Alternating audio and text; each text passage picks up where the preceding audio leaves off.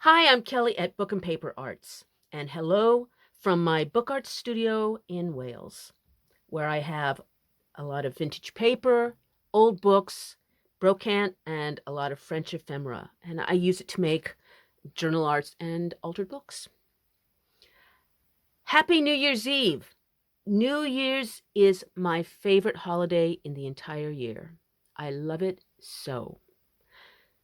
So I'm going to treat myself to a final video for this year with a look at what's new in the studio.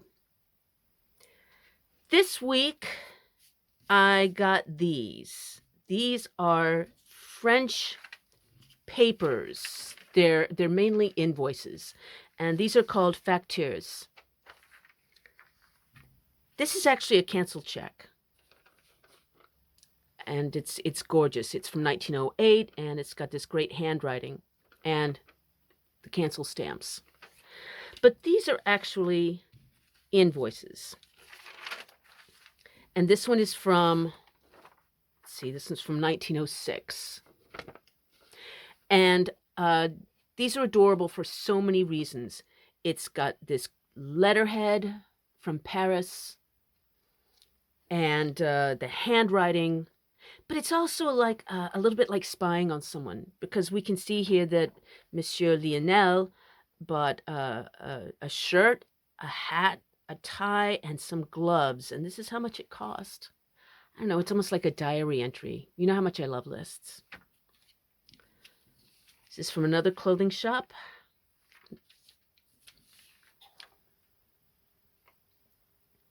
Also from Monsieur Lionel.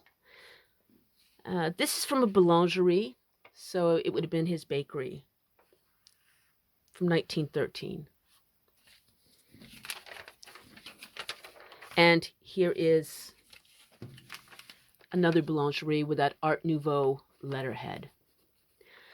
I'm going to have scans of these factures in my next online newsletter, which is a week from today. So if you would like these, they're high res, they're free, then please sign up and join me. The link is in the text below this video. These will also be going out in the new French ephemera book bundle boxes. Something that will not be being sold is this, because this is mine. I'm keeping it. I'm keeping it for myself because it is sublime. This is let's go up there, handwritten ledger from 1824. But what makes it especially sublime is that it's a handwritten ledger from 1824 from a fromagerie, from a cheese shop. So you can just go through here and see 100 years ago, no, what am I saying, 200 years ago, what people were buying for their pantries. I just love that. It's a well stained and foxed, beautiful old laid paper and ink. It's just really, really dramatic. This is a true story. Some time back, I came to the studio, and on the floor where someone had put through the letterbox was an envelope, and inside were these old maps and a note that said, "I'm downsizing and I would like you to have these. Go make something beautiful." I have no idea who sent that. None. I still don't. But I do cherish these even more for that, because I think that that makes the world a better place. That you can think that one day you'll come to work and someone will have anonymously made you a present of some beautiful old maps. This one is from the 1700s. around the 1760s. If you'd like some context for that, that is 30 years before the French Revolution. There, that's was originally hand drawn.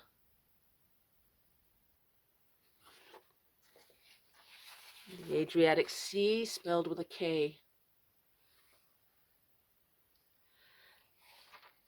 Not sure what I'm going to do with these. I think I might use one of the smaller ones. This is from the 1870s. It's a little more contemporary. And this one I think I'm going to trim and use in an altered book, and then put something on top of it and use this as a background. We will see. One of the things that is so attractive about old maps is that they're a symbol of somebody's exploring the mysterious, wanting to know more. I feel the same way about keys. And that's because, like maps, they have to do with a mystery, with a story. I will never know what that story is, but they do belong to it. I got these a few weeks ago in France. So yes, I did have to pay for an extra suitcase so that I could bring home rusty cast iron. Or, as my husband refers to it, that rubbish of yours. We have a mixed marriage.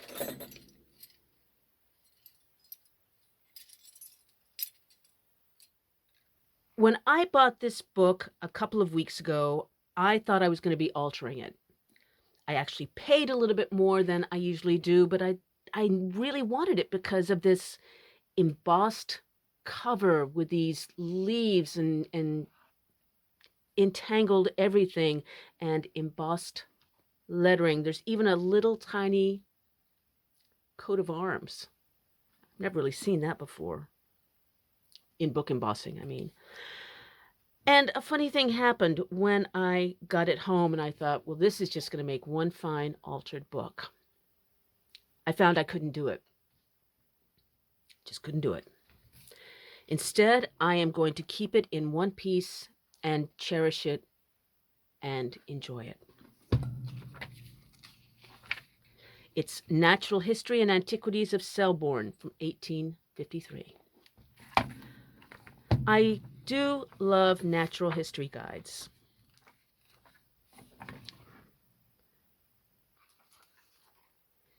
It's got some really pretty plates. I like this. It's an otter, and I don't think otters look that way. They don't have eyes like that. So that's hilarious. Who doesn't love a plate of a good bat?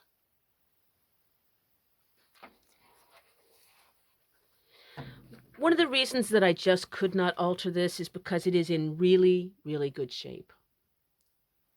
And there's just a series of things that I take into consideration. If you'd like to see a video about why sometimes it's okay to alter and sometimes it's not, I'm going to link to one that I did a while back and put that in the text below this video. But this one definitely was talking to me, and it's just going to stay like this.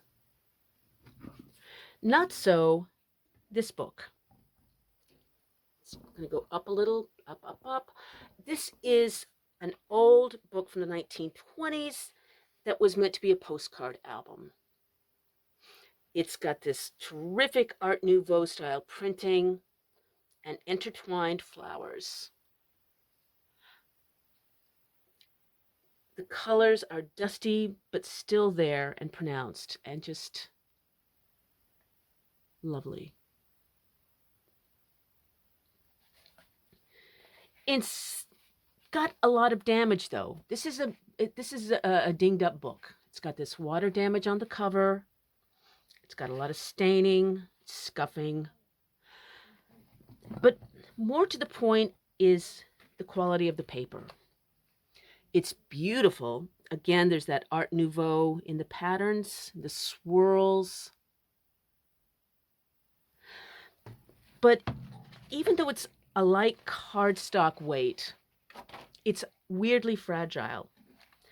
Okay, so the binding is gone. I'm going to have to mend that.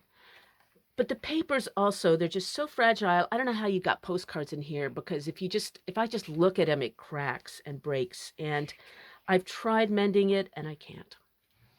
That is why, rather than have this just sit around decaying even further, now I am going to reinforce the pages and use them as backgrounds for altering, for collage, art journaling, and it will be something new that can be loved.